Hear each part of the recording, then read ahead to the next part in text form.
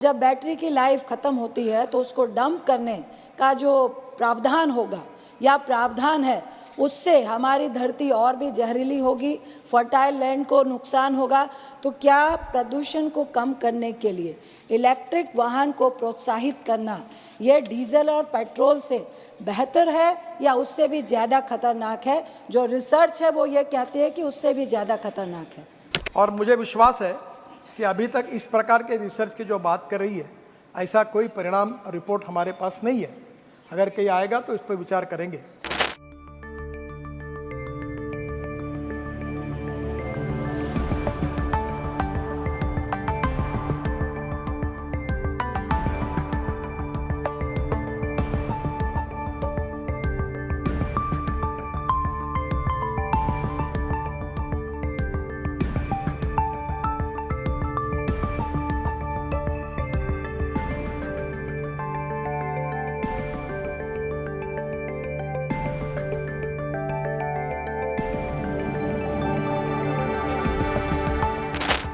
श्रीमती रंजीत रंजन।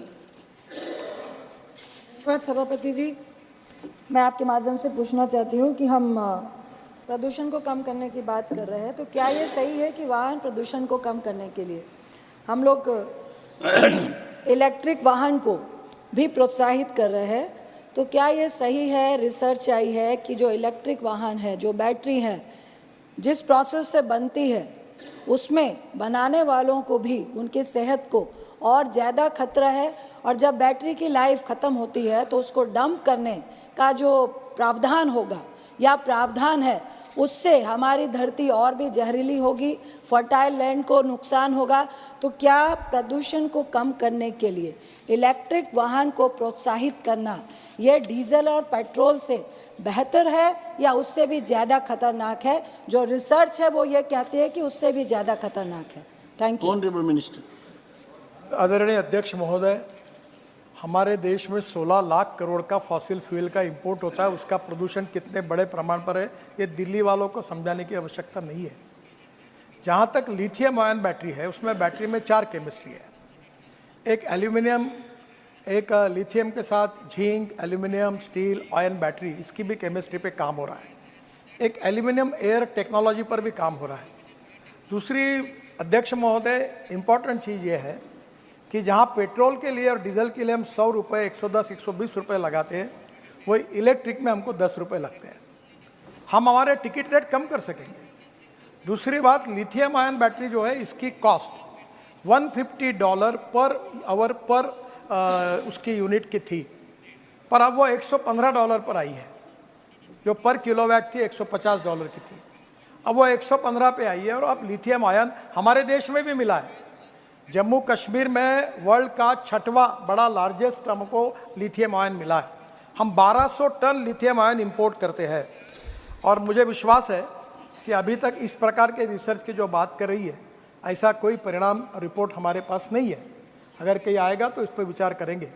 पर हमारे वित्त मंत्री जी ने अपने भाषण में, बजट के, एक सर्कुलेशन इकोनॉमी की बात करी, जिसमें हम जो वेस्ट मटेरियल है उसकी सर्कुलेशन इकोनॉमी बनाए। तो अभी हमारे पास कार का स्क्रैपिंग हो रहा है, रबर टायर जो होते हैं उसको स्क्रैपिंग करके जो रबर निकलता है वो बिटुमेन में डालने का काम 15% कर रहे हैं, प्लास्टिक का 7% रोड में डाल रहे हैं, उसी प्रकार से आयरन स्लैग का उपयोग कर रहे हैं।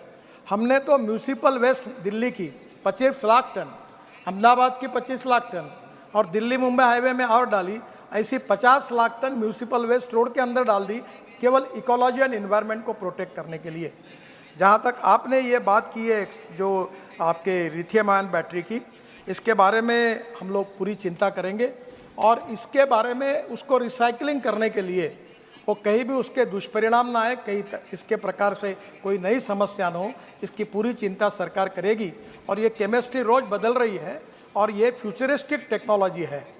Our government is working in the direction with the futuristic technology, futuristic vision and futuristic planning. कि आत्मनिर्भर भारत बनाने का जो प्रधानमंत्री का सपना है, वर्ल्ड की एक स्ट्रॉन्ग इकोनॉमी बनाने का ये है। मैं विश्वास के साथ कहूँगा कि आने वाले 5 साल के अंदर electric vehicle, buses, even trucks भी आ रहे, इनको एक्सपोर्ट करने वाला पहले नंबर का देश हिंदुस्तान बनेगा। इतना पोटेंशियल हमारे पास है और इतना काम हो रहा है। और वर्ल्ड के सब रेप्यूटेड ब्रांड हैं। 12.5 लाख करोड़ की इकोनॉमी है।